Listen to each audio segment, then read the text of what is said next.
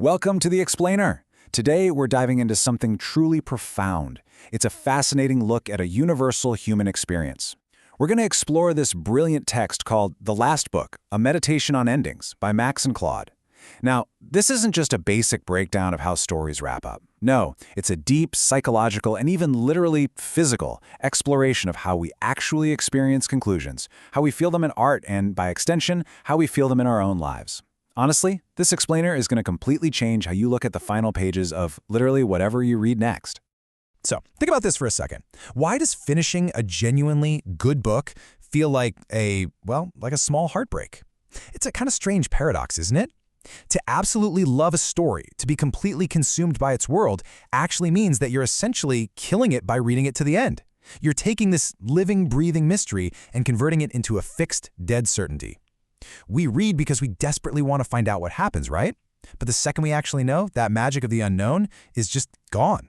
Forever. Section 1. The Approaching End. The Physicality of Conclusion. And this brilliantly illustrates a really crucial point. To actually understand this heartbreak, we have to look at the pure mechanics of reading itself. We usually just think of reading as our brains silently processing words, but it's actually a deeply physical act. When you hold a physical book, you feel its weight in your hands. As the pages physically migrate from your right hand over to your left, the right side gets lighter and the left gets heavier. It's a literal physical countdown. And let's be real, it's exactly why we start to panic a little bit when there's only a tiny sliver of pages left in our right hand. Digital reading, though, completely weightless. It's just this endless sameness. You have absolutely no physical intuition that an ending is approaching, just a flat screen that never changes its shape. The source material actually has a quote that perfectly captures the magic of the physical book. The weight tells you where you are. The weight is a kind of clock, a kind of map. That shifting redistribution of weight we just talked about, it's basically an apprenticeship in ending. It's this constant, very gentle reminder right there in your palms that all things conclude. You know, we spend so much energy in our daily lives just pretending we don't know how much time is left.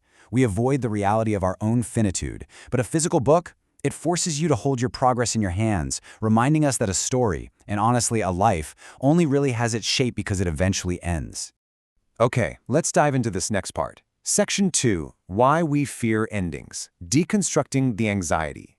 The authors break down this end-of-book anxiety into a whole family of overlapping fears. First up, there's just the biological fear of cessation, our raw, hardwired resistance to simply stopping. Then there's the anticipatory loss. We're already grieving for the fictional friends and the world we're about to be permanently exiled from. Add to that the fear of judgment, the permanent verdict of the conclusion. Will it be good? Will it be terrible? And tied to that is the fear of meaning's failure, the terrifying risk that all this buildup we've invested in just doesn't add up to anything. And finally, there's the fear of completion itself, the pure terror of absolute satisfaction, that our desire for this story will be fully extinguished. When you put it all together, the anxiety over a book's end is really just a displaced version of our deeper, deeply human resistance to our own termination.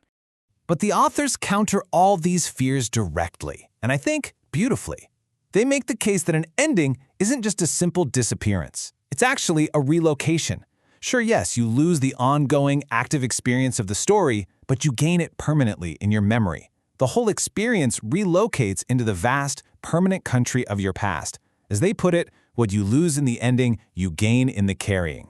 That story, it becomes a permanent part of the architecture of your mind. Section 3. The Varieties of Conclusion. The Architecture of Endings. So the crucial point is that different types of endings make vastly different emotional demands on us as readers. Take a truly earned happy ending. That requires the story to show genuine past suffering, and it asks us, the readers, to actually trust in the possibility of repair. Now, a tragic ending? That requires absolute devastation, but it has to be rooted in a character's core essence, demanding that we engage with loss completely unprotected. Then you have the ambiguous ending. That one requires multiple truths to exist all at once, asking us to be willing to just sit comfortably with irresolution. And finally, there's the incredibly haunting interrupted ending. This is where an author was literally stopped before finishing, which totally forces the reader to supply the completion themselves. And then there's the circular ending. This is when the final pages directly echo the opening pages. It is deeply, deeply satisfying because it immediately activates our human desire for pattern recognition.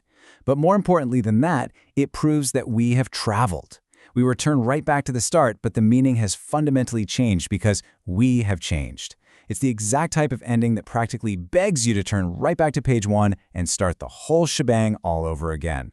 Section 4. Practicing for real endings. The metaphysics of conclusion. There's this quote from the text: "Fiction is the gymnasium of the human capacities we need for living." And wow, what a powerful framework that is. Books are essentially safe practice fields. When a book ends, we experience real grief, but we survive it. Every single time we finish a novel, we're actively building our muscle of presence.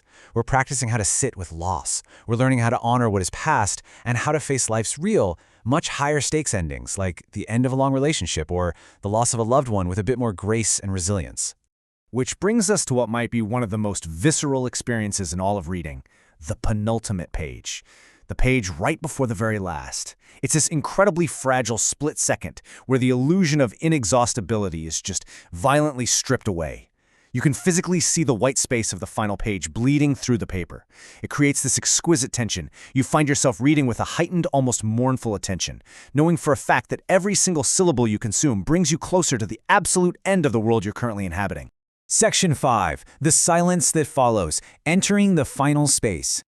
You turn that final page, you read the very last word, and after the final sentence, there is only white space. But the authors urge us to realize something vital here. That visual white space isn't just emptiness. It is the visible silence that actually holds what was just said. It marks the absolute limit of language. The words have stepped aside, and now the silence must speak.